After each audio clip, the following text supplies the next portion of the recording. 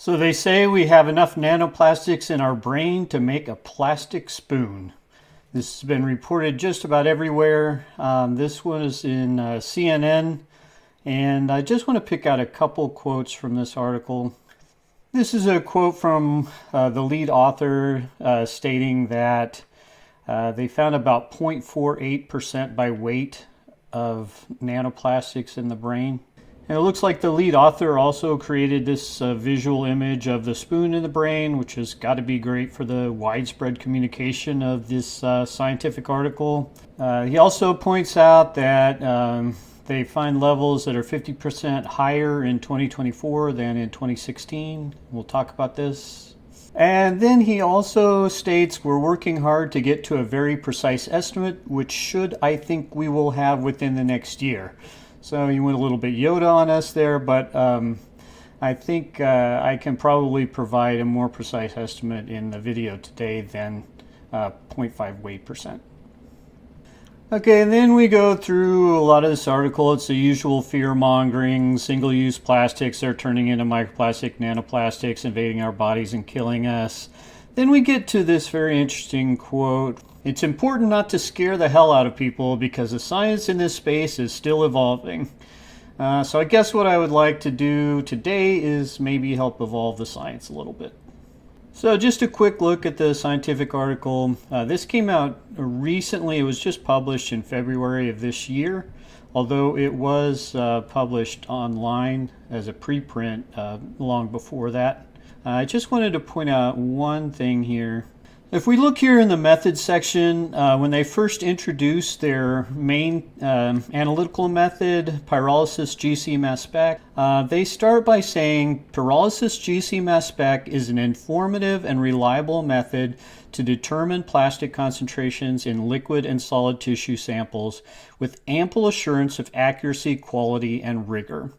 And I think that's what gets these authors into so much trouble, as it does other authors who are doing similar research, because that's simply not true. This is not a reliable or accurate method or rigorous method for determining plastics in human tissue samples. And it's especially true for some of the plastic types that they find in the highest abundance. And that's not just me saying that, that's been demonstrated without question by other researchers in this area who've taken a much more rigorous analytical approach.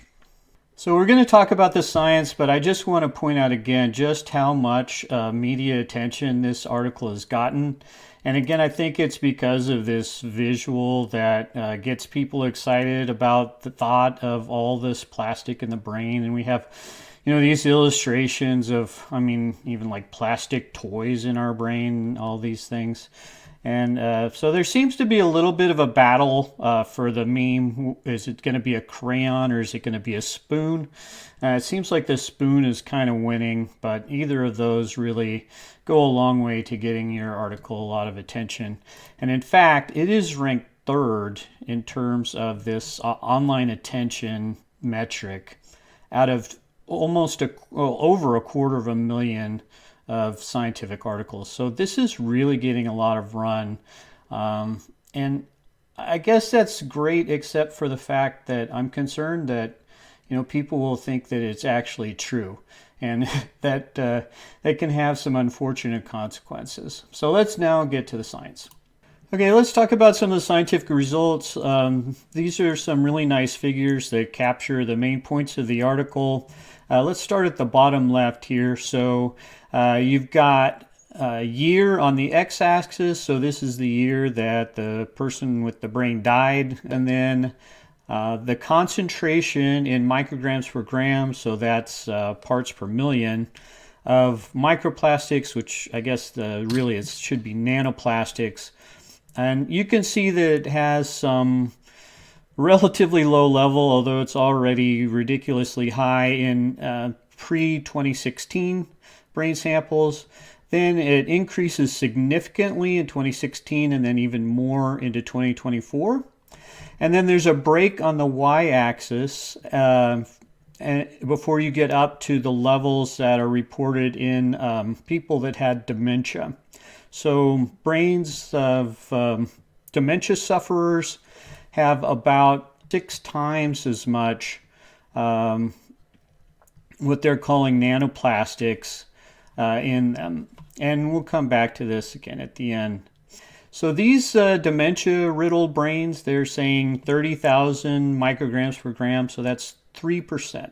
Yeah, they want us to think that these brains have 3% nanoplastic in them.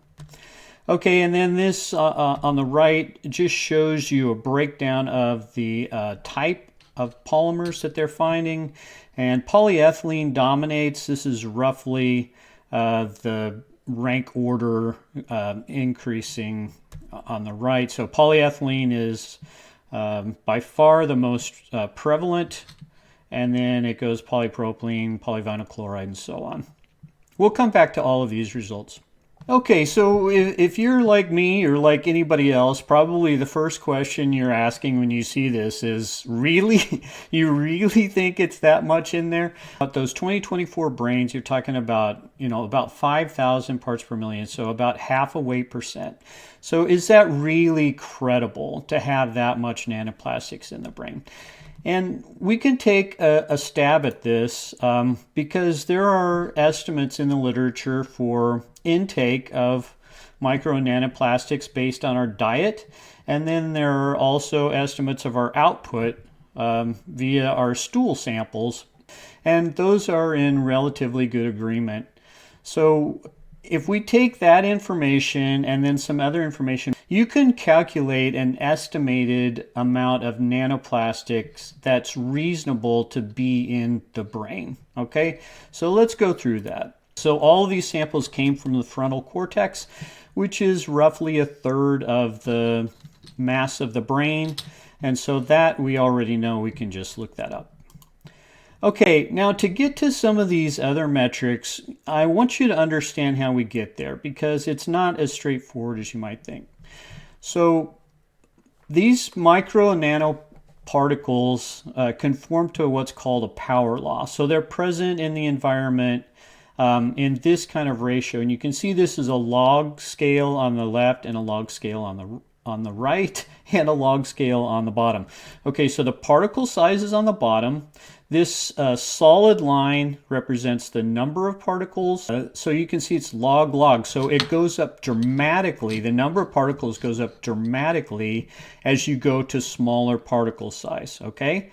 And then the dashed line is the mass of particles. That's the opposite. So the mass of particles goes down dramatically as you go to smaller particle sizes. This is given on a per year basis, and these are actual estimates based on literature values. We start with what we can observe, which is in this region. So what is observed typically and reliably sometimes are microplastics. So this is what's actually observed.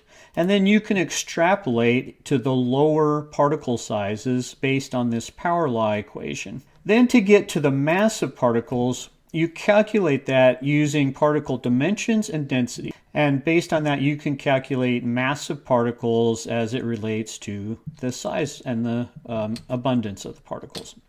Okay, and then to get to what's important for what could get into the brain, we have to go down to the smallest size particles and look at the masses of those because only very small particles are able to pass what's called the blood-brain barrier. So, okay, this might seem like sort of a long way to go to get to these estimates, but this has been done in the literature, and so there's estimates based on, again, both intake and output of about 1 milligram per year total mass of micro and nanoplastics, and then of this slope. So this alpha value is the negative of the slope of the solid line here in this power law equation.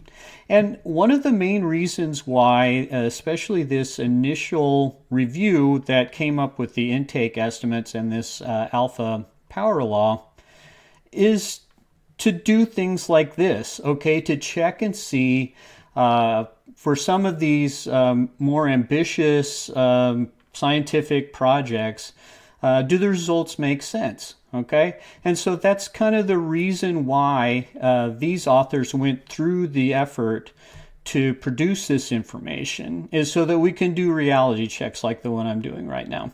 So 1 milligram per year, total intake, alpha of 1.6. We're going to put those into our chart here. So 1,000 micrograms per year intake, 1.6 is our alpha value. Next, that size cutoff that I talked about, what size can get into the brain, can pass through the blood-brain barrier. This was stated outright. There's essentially no permeability through the blood-brain barrier for particles above 200 nanometers. So that's what we'll use there. 0.2 micrometers or 200 nanometers for the size cutoff. And then these last two, I don't think there's any information that really will help us. So let's just say 30% of all the particles that we take in that are of the right size to get into the brain are going to get into the frontal cortex. And then duration of accumulation, one of the things I didn't point out is that the authors say that the nanoplastics accumulate for a while and then come to an equilibrium, and there's really no age dependence of the nanoplastic concentrations. So it has to get up to the level fairly quickly. So let's just go ahead and say 20 years here. So if you use all this information, put it into the equations, what you come out with is this.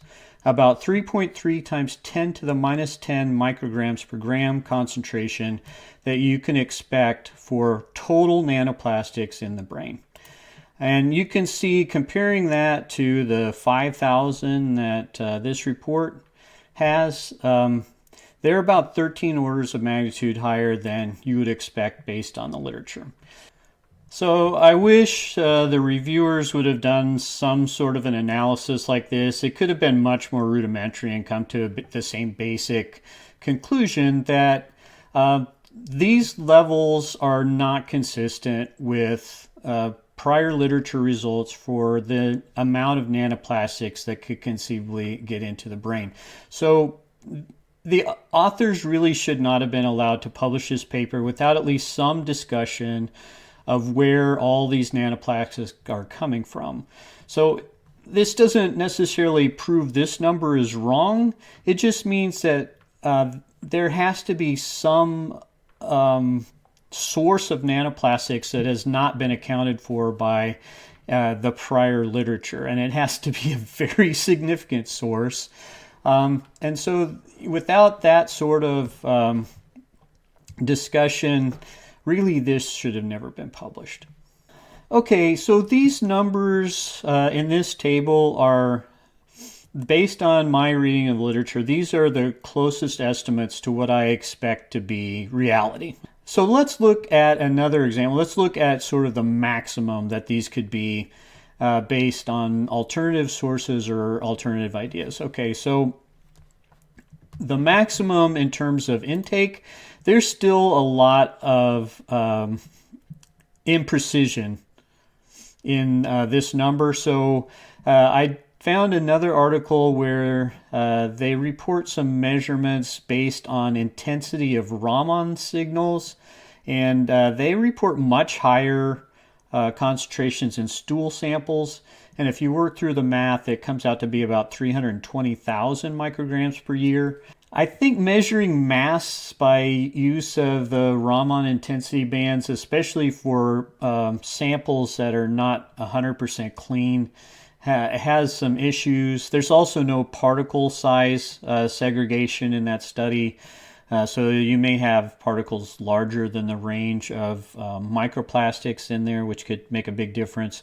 So there are issues with that, but let's just say they're right. Okay, so then you've got 320,000 instead of 1,000. Then this alpha number, that same article that gave us 1.6 as an average alpha, there's a table of about 11 studies, and 2.56 was the highest number in that table. That was, I think, for clams. So if you eat clams, they have a higher fraction of nanoplastics than other food sources. So that's, okay, let's just say that's the maximum value that alpha could possibly be. This number 1, Like I said, that article was pretty clear about 200 nanometers being the cutoff, but okay, let's just say maybe they're wrong. Okay, that was based on some model studies, so let's say those aren't truly representative and the actual number is higher, so I just somewhat arbitrarily picked 1. 510, we're not really going to change that. Let's say 100%, let's say all of the nanoplastics go into our frontal cortex. And then instead of 20 years, let's say 80 years. For some reason, that clearance mechanism was a mirage, and really it can accumulate for 80 years. So if you put in all of those maximum numbers, you still only get to about 0.24. So you're still 4 orders of magnitude below what is reported in this paper. In addition to that, if you take this expected total concentration of 3 times 10 to the minus 10th, that is below the detection limits for each of these individual plastic types as reported in this paper here. Okay, I had to use this paper because the one about the brain did not report detection limits for their instrument in their lab. So assuming that their detection limits are similar to this, which likely they're quite a bit higher because their laboratory methods and rigor were somewhat lacking compared to this study. But if we just go ahead and assume this, you see that the total expected nanoplastics is lower than any of these individual detection limits. So in other words, the default explanation for any measurement that they see of any plastic in their pyrolysis GC mass spec should be it's something else. Okay, so the last resort explanation is that it's nanoplastics. Okay, so I'm just getting started. So some other issues with this paper. If you look at what they do, their procedure is that they do a digestion with 10% potassium hydroxide, which is pretty standard. Then they ultracentrifuge. A lot of other papers filter to collect the microplastics and nanoplastics. In this case, they ultracentrifuge. They take the pellet from the bottom, and they take 1 milligram portion of that pellet and use that to do their pyrolysis GC mass spec experiment. Well, one little problem with that, as pointed out by Archimedes over 2,000 years ago, is that some of the plastics that they want to measure float. Okay, the KOH solution is going to be about 1.1 grams per milliliter, and the densities of these 3 particles are less than that. So polypropylene, polyethylene, polystyrene, they should be at the top. They should not be in the pellet. This is actually a pretty effective way of eliminating any plastics that had made it this far into the analysis and keeping them out of the pellet. And polyethylene, again, is their reportedly their largest abundance plastic type within all of their measurements. And polypropylene is also very high. So when you come with extraordinary claims, you better have extraordinary evidence, which means that you should have everything done absolutely perfectly, everything controlled and everything understood absolutely. Unfortunately, that's not the case in this study. So if you look at some of the laboratory environment controls that a lot of the other studies in this field do, they don't. So cotton lab coats to keep plastic-based fibers from clothes from getting into their analysis. They don't report wearing those. Laminar flow bench and hood, it's basically an airflow that minimizes settling of particles from the air. They don't report using that. High efficiency air filters, obviously to keep the amount of particles in the air low. They don't report that. Some of the more recent reports I've seen have a dedicated area with restricted entry for doing their experiments. They don't report that. Sticky mats to take any particles off their shoes as they come into the work area. They don't report. And then rigorous surface cleaning protocols. A lot of these articles use ethanol to rigorously clean their surfaces before every measurement. If they're doing that, they don't report that. And then the water purity, of course, is very important, and they do mention they used ultra pure water in some steps. Then data quality controls are probably even more important than the laboratory environment controls. Corrections for field blanks, procedural blanks, laboratory blanks. Other studies have done these. We don't even see any blank measurements reported. And as I mentioned, limits of detection, limits of quantification, recovery detection limits, none of those have been determined. So we don't really have a cutoff below which we assume it's in the noise, because they don't report what their level of noise is. And then polymer particle percent recoveries, not reported. Then spiking experiments are very useful. You intentionally add micro or nanoplastics to an experiment in progress, just to make sure that you're measuring what you think you're measuring. So then this last one, analysis of residual biomatrix, no one's doing this, and I wish they would, because you get to the end in these pyrolysis GC mass spec experiments, residual biomatrix can be interferents, and I'll talk about that. It would be relatively straightforward to just take that last milligram aliquot that goes to the pyrolysis and take another milligram and simply dissolve it in an organic solvent and look at something like HPLC mass spec to see if there are any soluble organic remnants that could affect your pyrolysis experiment.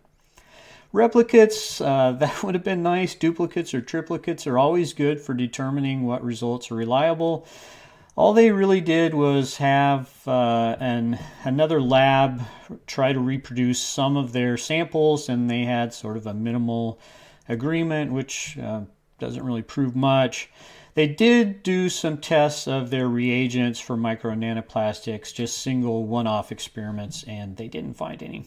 External contamination sources, they point out that when the brains were collected, they were not focused on minimalizing external plastic contamination.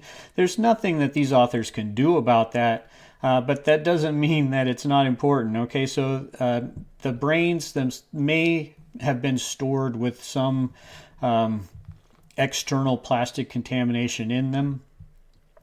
And then even within their process, they say most plastics used are greater than 4:1 ratio of polypropylene and polyethylene, and they say that because they're finding more polyethylene than polypropylene, they use that as evidence that the plastic's not coming from external contamination, which I think is a little bit naive. They actually use a polyethylene cutting board, plastic stock jars, and plastic brain buckets, so all of those could be sources of some extraneous plastic. And then, they say those are the only known potential exposures, and yet they use polycarbonate tubes for their centrifugation, and polycarbonate is one of the plastics that they analyze for. And then there was also one mention of the use of high-density polyethylene at ultracentrifuge tubes. Okay, interference. This is the most important one. Okay, first of all, you need to remember that pyrolysis GC mass spec does not measure plastics at all. What it measures is pieces of plastic, molecular fragments of plastic that are generated during the pyrolysis experiment. Okay, so you take a sample, you pyrolyze it. That means you add a lot of heat, enough heat that it literally blows the molecules apart of whatever is in there, including plastic. And those fragments that come flying out of there are what are actually analyzed by the second and third parts of the acronym. The gas chromatography separates them out, and the mass spectroscopy determines what those fragments are. Okay, and there are what they call indicator ions or indicator molecules that they use to quantify the plastics in their samples. But what they're really quantifying is the pieces of those plastic. And if that piece came from some other molecule, which it very well could have, then they will mistakenly report that as plastic. So it's really important for you to understand that concept. And I went into it in a little more detail in my video about the arterial plaque paper. So if you haven't watched that one, you might want to watch that. So what else could generate these indicator fragments? Okay, the indicator molecule for polyethylene is 120-hene-icosadiene. That's just a very long hydrocarbon chain with two double bonds. What else could generate that? Well, lipids with long hydrocarbon chains such as fatty acids, and I'll come back to that, but then also waxes. And these are the fatty acids are obviously present anywhere in our bodies where there are lipids. And then waxes are also generally present anywhere there are lipids, and they're a larger part of our diet than micro and nanoplastics by far. So these are much more likely to show up in a pyrolysis GC mass spec experiment of a human tissue than nanoplastic or microplastic polyethylene. Polyvinyl chloride, PVC, the indicator molecule there is naphthalene. Well, that could come from naphthalene, which is in the air at a reasonable concentration that we could just have literally naphthalene in our bodies that could present this indicator molecule and be confused for polyvinyl chloride. But it's also going to be a component of anything that produces polyaromatic hydrocarbons like soot, tailpipe exhaust, and other sources, mainly industrial. Then polypropylene, I haven't talked about this before, but the indicator molecule there is a dimethylheptene, which is trimer propylene. And interestingly enough, it's a trimer propylene that creates the nonyl group in nonylphenol. Okay, so dimethylheptene is branch nonene that's used to put this nonyl group on nonylphenol. That's added using what's called a Friedel-Crafts reaction. If you heat it up very hot, you get what's called a reverse Friedel-Crafts reaction, which can produce that propylene trimer again. So I suspect that anything that has nonylphenol in it is a potential interferent for the polypropylene measurement as done in this experiment. And nonylphenol is used all over the place: surfactants, plasticizers, paints, coatings, lotions, cosmetics. Human intake rates are estimated to be a few micrograms per day, which is pretty similar to human intake rates for micro and nanoplastics. So, distinguishing polypropylene from nonylphenol using pyrolysis GC mass spec may be very challenging. So what are some possible origins of the false positives? We've been over this a little bit, but let's break it down and go through all the polymers. Okay, I'm going to start with these top 5. There's very, very small amounts of these, and the sporadic measurements, I think that's just noise. Okay, so sporadic contamination, so it's either, noise in the instrument or noise in the procedure in the experiments. Here you've got polyethylene terephthalate, which is another name for polyester. And you've got nylon 6,6 and nylon 6, which are nylon fibers. So I think this is just fibers from clothing. There is a significant amount of some of these things in some of the samples. I think this is really more an indication that those cotton lab coats used by other groups who do research in this area actually work. Because it really looks like they're getting a significant amount of fibers from their clothing into their sample. Okay, then we go to PVC and PE. I just want to point out again this quote from this previous paper where they really did a careful study. Pyrolysis GC mass spec is currently not a suitable analysis method for PE and PVC in biological matrices due to the presence of interferences and non-specific pyrolysis products. Basically, it doesn't work, okay? This analytical method does not work for these polymers in studies like this. Polypropylene, we just talked about that, and I give you a picture of nonylphenol here. So the idea is that this nonyl group comes back off under pyrolysis and acts like an indicator for polypropylene. Again, they had plenty of sources for external introduction of polypropylene from their experiment in their laboratory environment. but I think those would have got separated out by the procedure. So I tend to think it's some sort of an interferent like this. Then the last one still remaining is styrene butadiene rubber. Now, I struggled with this one because the indicator molecule for that is 4-phenylcyclohexene, and I could not come up with another source for that other than styrene butadiene rubber. So it could be a little bit of external contamination from something like an O-ring or other sort of seal in the laboratory equipment. But I want to consider in this case, maybe it is actually nanoplastics here. And the reason I say that is because, one, your levels are significantly lower. They're still really, really high. You're talking about maybe 100 milligrams in a brain. So that's still a lot of nanoplastic. But in this case, there is a potential source, and that is styrene butadiene rubber is used on the tread of tires. And tire wear is often quoted as the #1 source of micro and nanoplastics on the earth. And it isn't really very well accounted for. So you can imagine a situation, you're driving in traffic, there's micro and nanoplastics of SBR shot up all over around you. You've got air intake coming into the cabin of your automobile, and you've got a filter that filters out the microplastics, but not the nanoplastics. So the cabin air filters of automobiles, generally speaking, don't filter out nanoplastics. So you've got kind of potentially a clean source of nanoplastics without the microplastics that would show up in those stool sample studies, for example.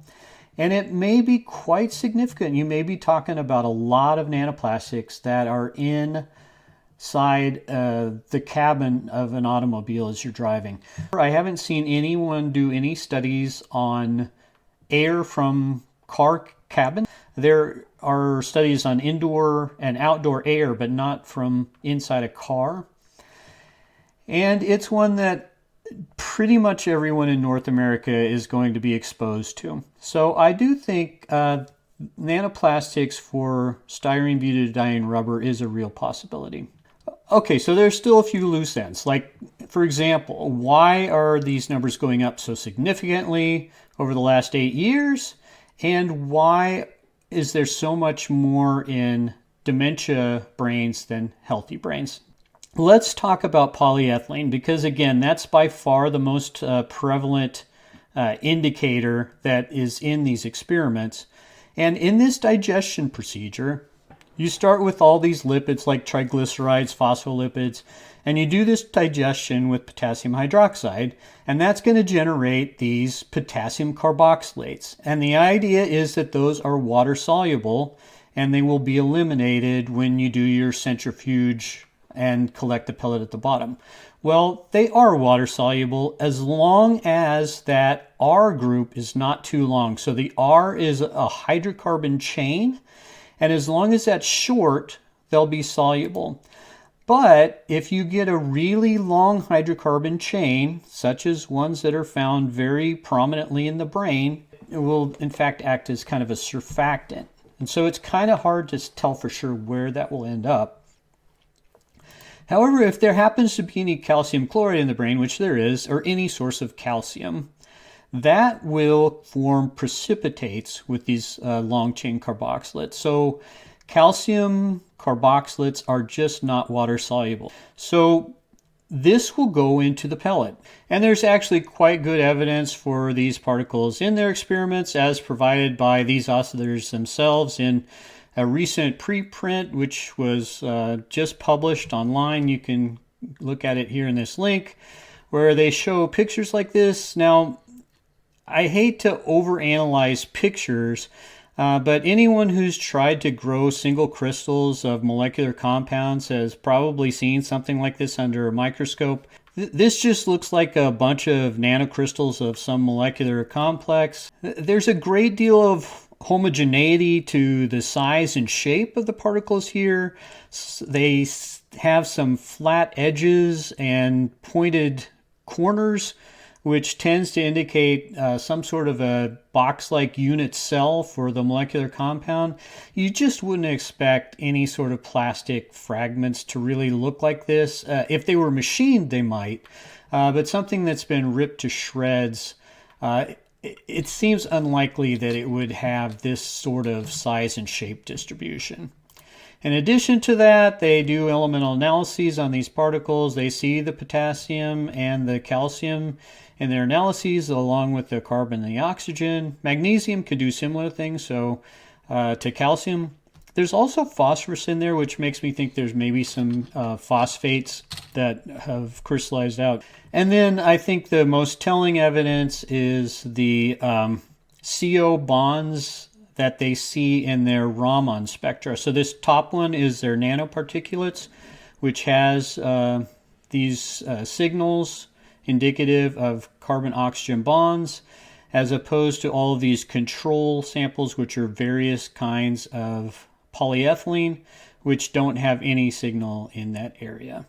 Now, as of this point, they're still calling these nanoplastics, which I don't really understand. I'm really bewildered by why they're still insisting on that when their evidence points so clearly to what is actually expected from these experiments, which is calcium and potassium carboxylates.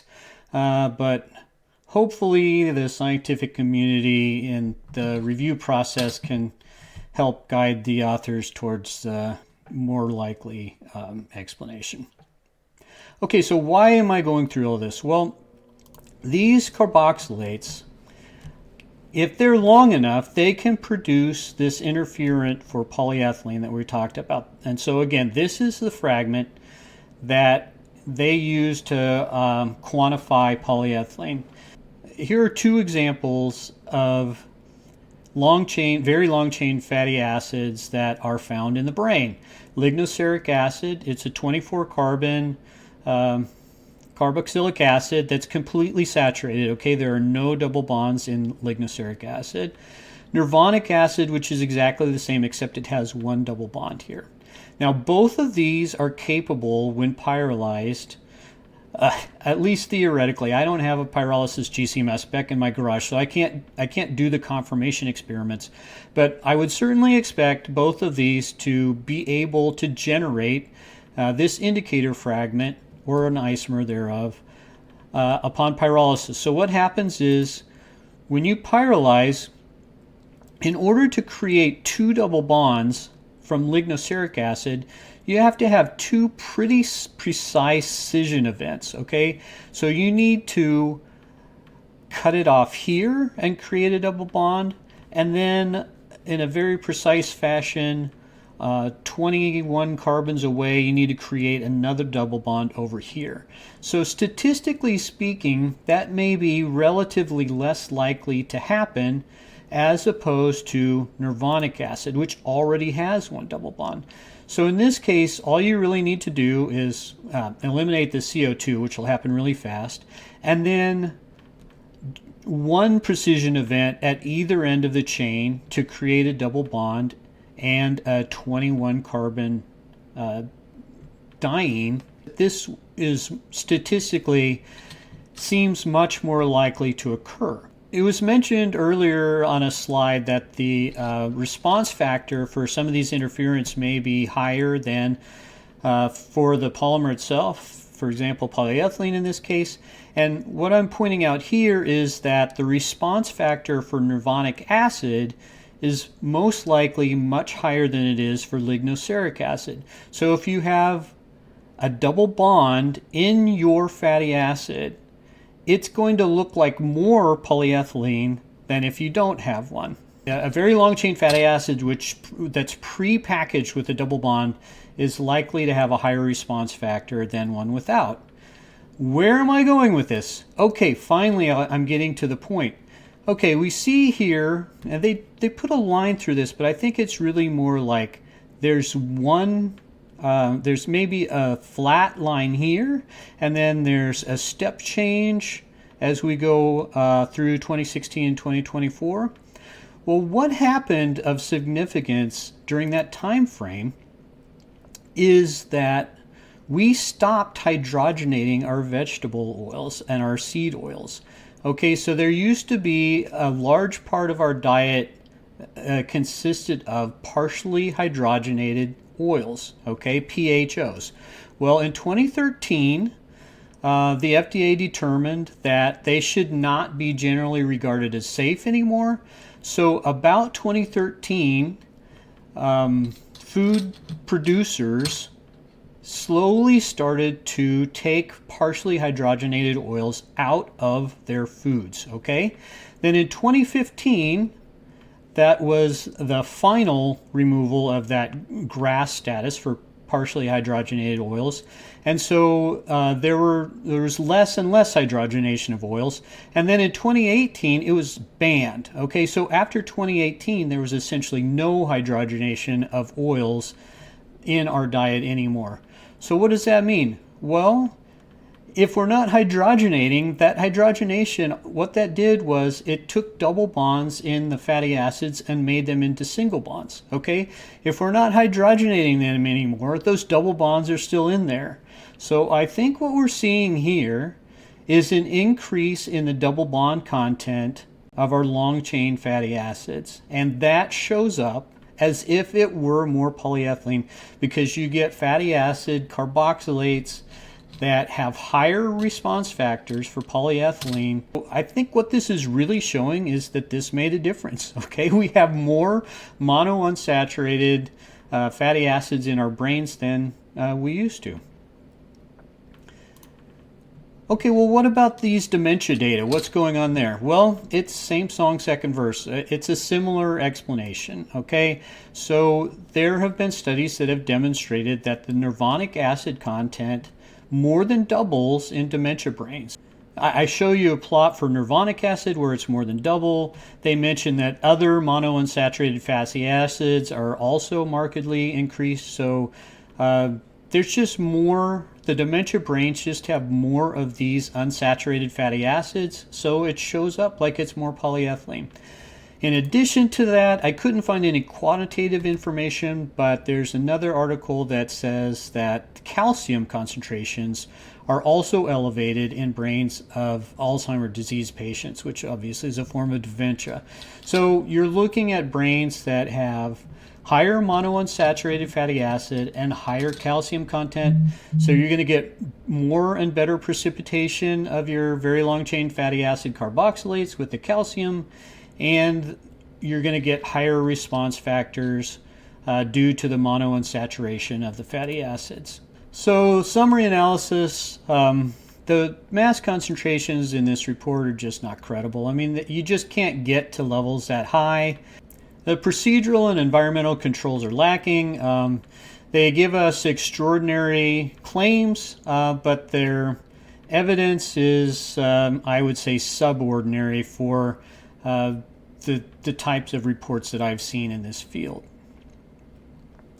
The analytical indicators for polyethylene, polypropylene, and polyvinyl chloride are probably derived primarily from interferents, and that's why they can be so high, because those response factors can be very high for those interferents.